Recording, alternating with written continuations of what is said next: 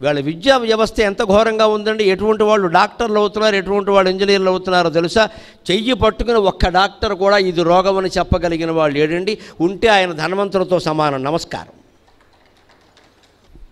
మరి ఇదివరకు ఈ దేశంలో ఈ వైద్యం అలా లేదే. బ్రతుకున్నిల్పుట ప్రాణయజ్ఞమగు. ధన్వంతరి కాలంలో, గుప్తుల కాలంలో ఈ దేశంలో వైద్యం ఎలా ఉండేదండి? ఆశ్చర్యకరమైన విషయం అమ్మా. ఆకులతో శస్త్రచికిత్స చేశారు నా దేశంలో. ఒక రకమైన సొరాకు వాడి చర్మాన్ని కోసి శస్త్రచికిత్స చేశారండి. శాస్త్రాలు ప్రమాణం, నేను అబద్ధాలు చెప్పట్లా. శరకుడు, సుశ్రుతుడు మొదలైన వాళ్ళు ఉన్న కాలంలో ఆకు వాడారు. ఇప్పటికీ గిరిజనులు లంబికా యోగం ద్వారా నాలుకని ఆకుతో కోసి సాగదీస్తారండి వాళ్ళు ఇప్పటికీ. మీరు ఆదిలాబాద్ గిరిజన ప్రాంతాలు వెళ్ళి చూడండి, తెలుస్తుంది. లంబికా యోగం. వాళ్ళకి ఆకలి విపరీతంగా వేస్తే అరణ్యంలో ఉండిపోతే ఆకలికి దప్పెక్కి తట్టుకోవడానికి వాళ్ళు ఏం చేస్తారంటే యోగశాస్త్రంలో లంబికా యోగం అని ఉంటుంది. వాళ్ళకి నేర్పుతారు వాళ్ళ గురువులు. నాలిక కిందకి సొరాకు లాంటిది ఒకటి పెట్టి ఇలా నెమ్మదిగా ఇలా అరగదీస్తారండి. నాలిక సాగుతుంది శుభ్రంగా. నేను చెప్పాను కదా అని చేసేయకండి, ఊరికి చెబుతున్నాను విషయం.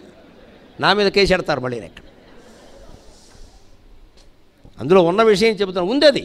నాలుగు సాగుతుంది. దాన్ని లోపలికి తోడిసా మడత చపాతి మడత పెట్టి లోపలికి తోస్తారు. ఎంతవరకు తెలుసా? కొండ నాలికి మించి పడే అమృత బిందువులు అందుకునేలాగా నాలికను గొంతులోకి తోస్తాడు. అంతే, లంబికా యోగంలో ఉండిపోతాడు. అప్పుడు కొండనాలికి మించిపిడి గంటకో 2 గంటలకో ఒక అమృత బిందువు పడుతూ ఉంటుంది. ఇప్పుడు కూడా పడుతోంది. తిన్నగా జఠరాగ్ని దగ్గరికి వెళ్ళిపోయింది. పెనం మీద పడిన నీటి చుక్కల చూయమని ఆవిరైపోయింది. మన కర్మ ఇది.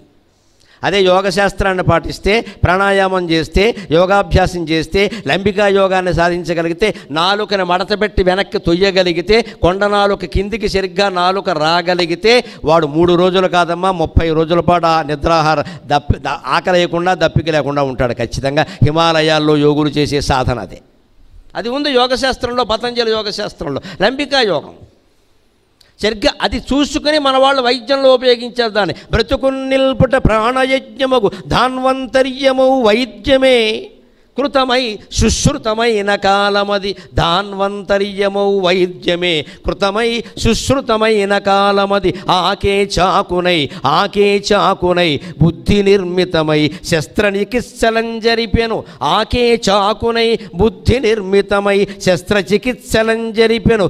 ఓర్మిన్ నేర్మిని ఈ భూమిపై ప్రతి జీర్ణచ్ఛదము ఔషధం వైనదా బంగారు కాలం.